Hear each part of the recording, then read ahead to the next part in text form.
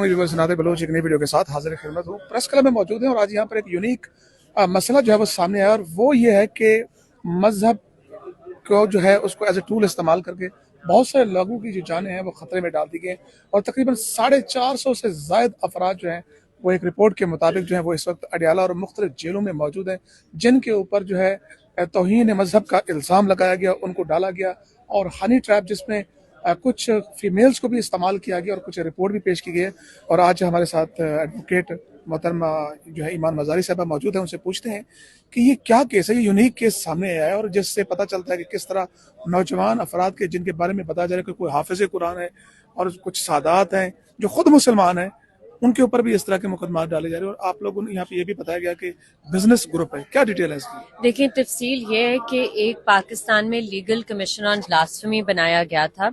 उसमें बहुत से लोग शामिल है, कुछ वकील है, राजा इमरान खलील, राव अब्दुल रहीम, उसमें मुद्दई होते हैं बहुत से, गजनफर अली, शराज अहमद फारूकी। हमें इनके नाम लेने होंगे और उनके नाम लेकर बात करनी होगी क्योंकि ये ग्रुप कुछ एब्स्ट्रैक्ट नहीं है, इसमें ये इंडिविजुअल्स इन्वॉल्व है और इन इंडिविजुअल्स का ये प्लान होता है, जिस तरह आज आपको सबूतों के साथ दिखाया गया कि औरतों को इस्तेमाल करते हैं, जॉब की लालच देते हैं और हनी ट्रैप करने के और तरीके इस्तेमाल करते हैं और फिर उन बच्चों को पिंडी, इस्लामाबाद, डिफरेंट जगहों पे बुलाया जाता है, उधर उनके फोन्स लिए जाते हैं, उन पर बेहिमाना तशद्दुद किया जाता है, उनके फोन्स पर मटेरियल प्लांट किया जाता है। एफआईए की जो अफसरान है वो इस प्रैक्टिस में मुलव्विज होते हैं और उन फैमिली से फिर 10 लाख, 14 लाख, 20 लाख रुपए मांगे जाते हैं।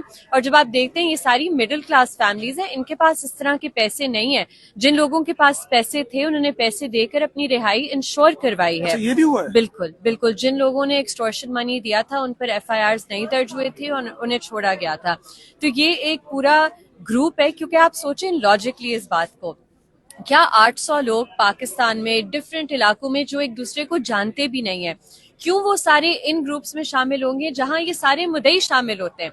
कभी एफआईए या अदालत ने इन मुद्दइयों से पूछा है कि आप कैसे इन सारे ग्रुप्स में 8 महीने, 6 महीने, 10 महीने होते हैं और फिर आप कहते हैं कि हम एफआईए के पास गए और हमने रिपोर्ट किया, आप उन ग्रुप्स में क्या कर रहे होते हैं? ये ऑब्वियसली सवाल रेज होता है कि ये ग्रुप्स कौन बना रहा है। और अभी क्योंकि हमने आपको सबूतों के साथ दिखाया, इंटरनेशनल नंबर्स, वर्चुअल जो नंबर्स इस्तेमाल करते हुए इस तरह के ग्रुप्स बनाकर इस तरह भी ट्रैप किया जाता है कि वो औरत खुद ब्लास्फेमस कंटेंट उस बच्चे के साथ शेयर करती है और वो कहता है, नाउजुबिल्लाह आपने मुझे क्या भेज दिया? तो वो कहती है, मैंने तो आपको कुछ नहीं भेजा, मुझे दिखाएं।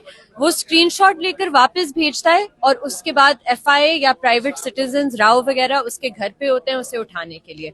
तो ये एक बहुत सीरियस इशू है। 800 से ज्यादा बच्चे हैं पूरे मुल्क में जो कैद हैं इसी झूठे इल्जाम में।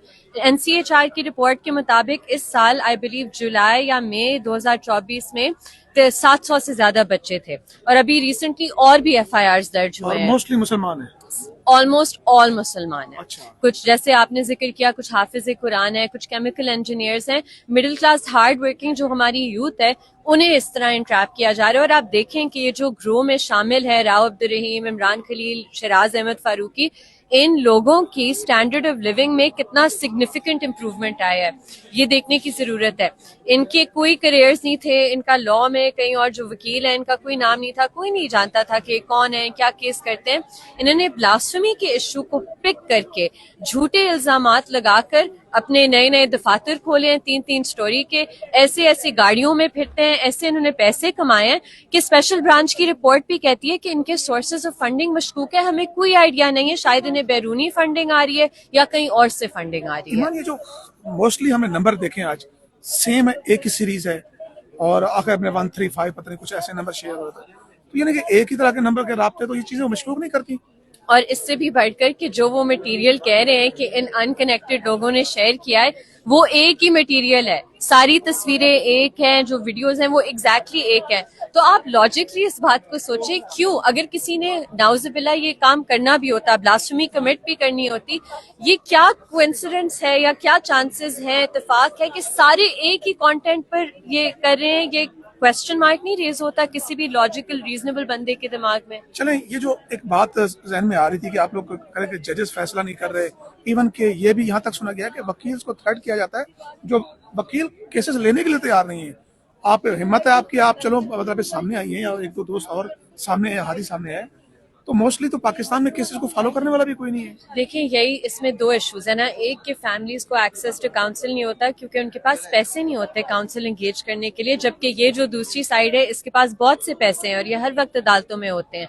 दूसरी बात कि ये जो तमाम सारे केसेस हैं इनमें जब भी कोई बेल एप्लीकेशन लगी होती है, कोई समाअत लगी होती है, लीगल कमीशन ऑन ब्लास्फेमी ने प्रेस रिलीज वो प्रेस रिलीजेस जारी करती है कि ये वकील हैं, ये इनके नाम है, ये गुस्ताख के वकील है, एलिज्ड का भी लफ्ज इस्तेमाल नहीं करते और अदालतों में जाकर जजेस को डराते धमकाते हैं।